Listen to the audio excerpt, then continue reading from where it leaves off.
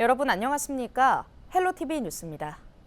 동두천시가 옛 성병관리소 건물을 철거할 계획입니다. 철거 예산은 추경으로 확보한다는 방침인데요.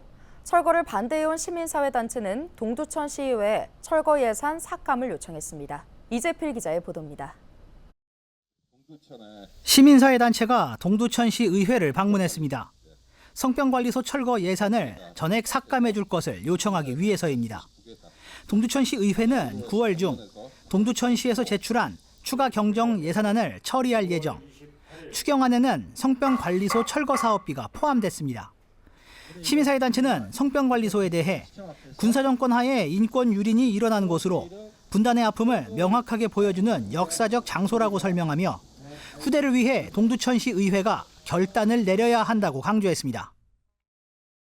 독일이나 폴란드, 예전에 홀로코스트의 많은 역사적인 현장 없애버리고 싶었지만 그들은 후대를 위해서, 미래 세대를 위해서, 역사 교육을 위해서 과감하게 보존의 결단을 내렸습니다. 철거 비용 전액 삭감해 주십시오.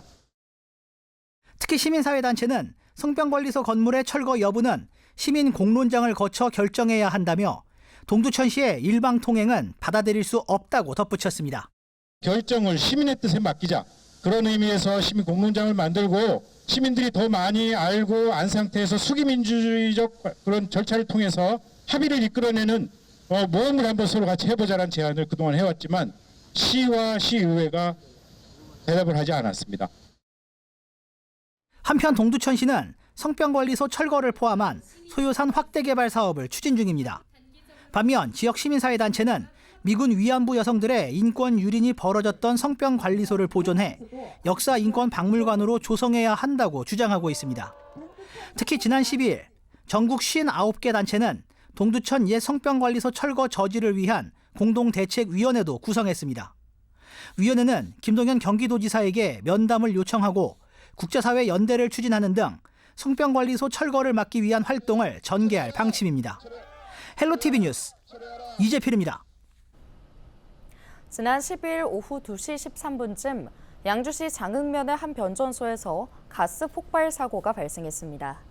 이 사고로 외주업체 직원 1명이 숨지고 1명이 부상을 입었는데요. 이들은 자동 소화기의 용기 밸브를 푸는 작업을 하던 중 폭발 사고를 당한 것으로 알려졌습니다. 경찰은 정확한 사고 경위를 조사하고 있습니다. 의정부 학생 통학버스가 13일 운행을 시작했습니다. 통학버스는 송산권역과 흥선권역 7개 고등학교를 연결하는데요.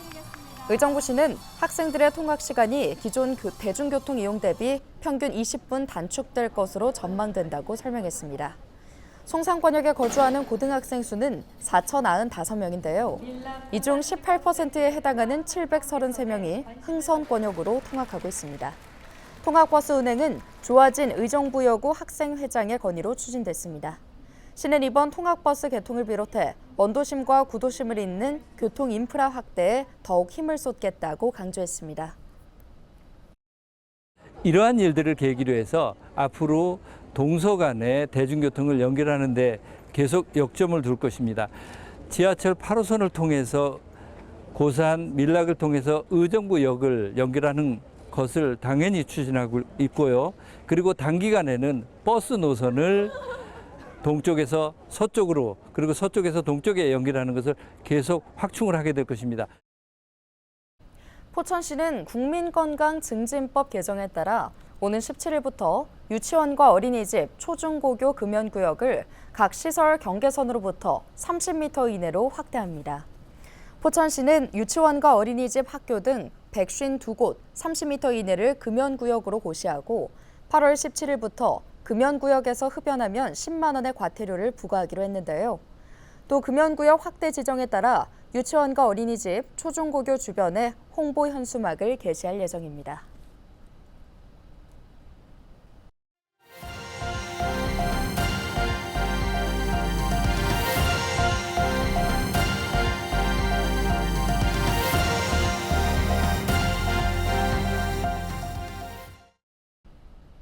인천 서구 아파트 주차장 전기차 화재 이후 아파트 주민들의 전기차 화재 걱정이 크게 늘었습니다. 전기차 주차장을 따로 분리해야 한다는 논의까지 나오고 있는데요. 자세한 상황을 인천시 아파트 입주자 대표회의연합 이선종 회장 연결해 들어보겠습니다. 회장님, 최근 전기차 화재로 아파트 주민들의 걱정이 많을 텐데요. 어떤 이야기들이 나오고 있나요? 우선적으로 우리 그 입주민들은 이제 아주 근본적인 전기차 이제 배터리가 되겠죠.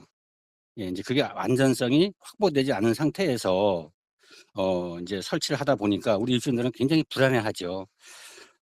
특히 신축 아파트인 경우에는 사실 그 지상에 주차면이 없거든요. 이제 그러다 보니까는 지하에 대부분 다 설치가 되어 있는데 지하에서 화재가 났을 때에 대책이 없다는 얘기죠. 지금 같은 경우에는 뭐 사전에 감지해서 대책을 대안을 세울 수 있는 그런 부분이 없기 때문에 상당히 불안해하시고, 또 하나는 만약에 지상으로다가 이제 설치를 했을 경우에 현재 법까지는 안 되거든요. 그러니까 이제 건축법이라든가 그런 부분들이 보완이 돼서 주차면을 확보할 수 있는 그런 쪽이 돼야 되겠죠. 네, 당장 뚜렷한 대책이 없어서 더 답답한 상황인 것 같은데요. 현재 관계 당국과 나누고 있는 해법들이 주민들의 걱정을 좀 덜어줄 수 있을까요? 일부 아파트에서는 전기차를 지상으로 이제 옮길 수가 없는 경우가 되겠죠, 당장은. 그럴 경우에는 전기차만 주차할 수 있는 공간을 별도로 가고, 거기에 사전에 최근에 보면은 그 감지 카메라가 있더라고요. 그런 걸 설치를 해서 사전에 좀 감지를 해서 예방할 수 있는, 그것도 지금 많이 고민을 하고 있고요. 또 하나는 뭐 정부에 최근에 보니까는 이제 자동차를 80%인가요? 거기까지 이제 충전을 하게 되면은 화재 예방에 얼마나 도움이 되는지는 모르겠지만은 그런 부분도 지금 논의가 되고 있고, 특히 서울 같은 경우에 들어보니까는 그 80% 이상을 충전했을 경우에는 주차를 못하게 하는 뭐 그런 법률도 지금 바뀌고 있는 것 같은데요. 그런 부분이 바뀌더라도 완전한 대책이라고 볼 수는 없겠죠. 네, 전기차 주차장을 분리하자 이런 의견에 대해서 주민들의 입장은 좀 어떤가요? 특히 이제 원도심 아파트인 경우에 또는 신도시도 마찬가지겠지만은 자기 동 옆에는 사실은 전기차 충전기라든가 주차면을 동의하기가 어려운 상태죠. 왜 그러냐면은 이번 그 화재에서도 봤지만은 이게 일반적인 화재하고는 틀리다 보니까는 이 입주민들의 이제 그런 부분도 아마 좀 반대가 있을 거라고 생각을 합니다. 네, 마지막으로 정부와 지자체에 하고 싶으신 말씀이 있다면 들어보겠습니다. 공동주택에 저희가 보면은 실질적으로 소화기니 그다음에 질식본이 여러 가지가 있잖아요. 사실 그건 화재가 난 이후에 우리 입주민들이 대응하기는 힘들거든요. 예. 그러다 보니까 사전에 지금 특히 지하 주차장이 문제가 되고 있으니까 근본적인 대책을 정부에서 세워줘야 되는 게 아닌가 생각을 합니다. 네, 여기까지 듣겠습니다. 인천시 아파트 입주자 대표회의연합 이선종 회장이었습니다.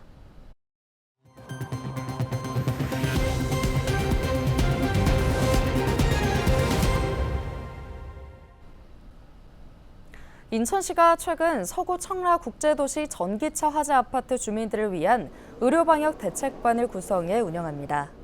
80명 규모로 구성된 의료방역 대책반은 아파트 단지 내 현장 진료소를 설치해 주민들을 상대로 의료 상담과 약 처방 등 서비스를 제공하는데요.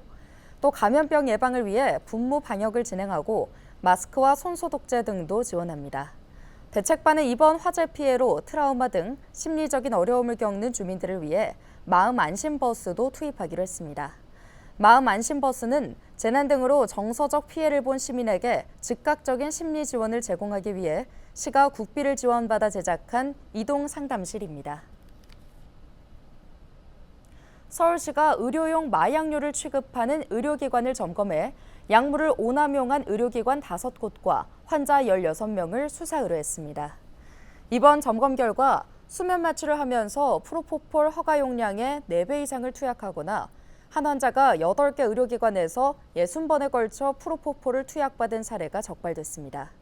또 18개월 동안 의료기관 2곳에서 1,200정이 넘는 졸피뎀을 처방받은 환자도 있었습니다. 서울시는 환자가 의료기관을 순회하면서 의료용 마약류를 투약, 처방받는 사례를 막기 위해 서울시 의사회에 협조를 요청하고 3,000개 의료기관을 대상으로 대규모 현장 점검을 추진할 계획입니다. 고금리와 고물가, 취업난이 이어지면서 경기도 내 청년 국민기초생활보장수급자가 증가세를 지속하고 있습니다.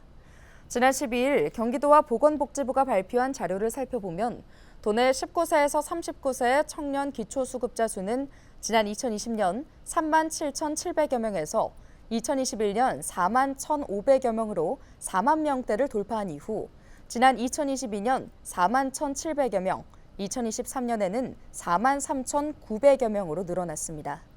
특히 올해는 지난달 기준 청년 기초수급자 수가 4만 7,400여 명을 기록하면서 연말에는 그 수가 더 늘어날 가능성이 클 것으로 보고 있습니다.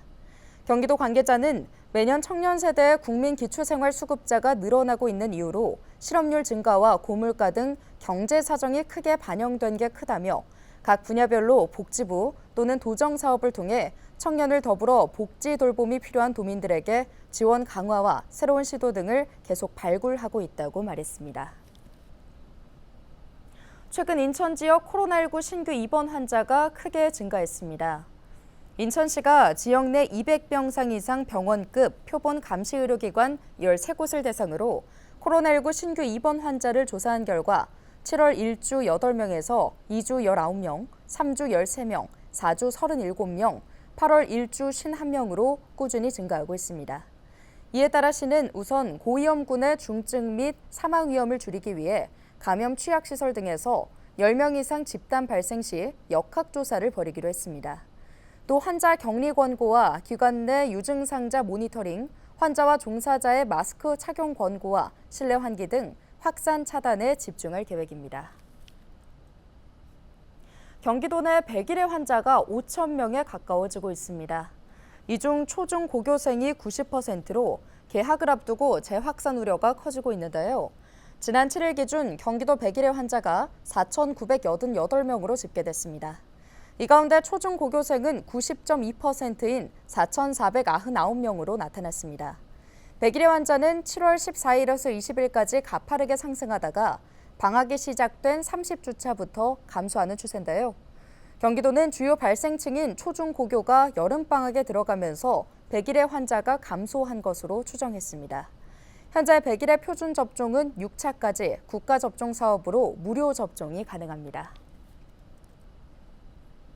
인천경제자유구역청이 신규 외국대학 유치에 속도를 내고 있습니다.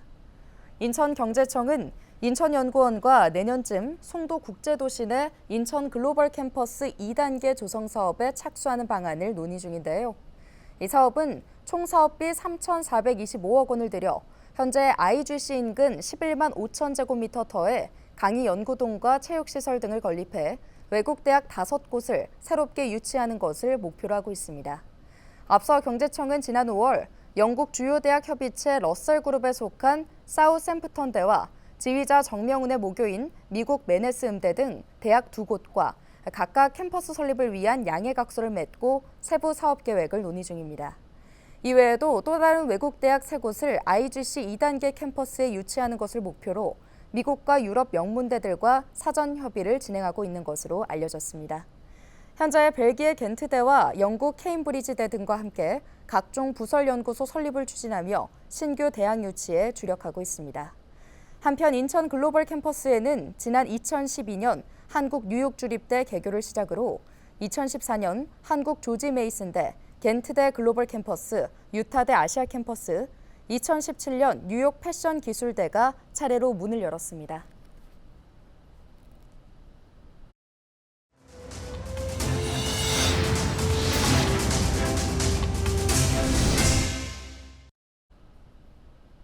오늘 준비한 소식은 여기까지입니다. 함께해 주신 여러분 고맙습니다.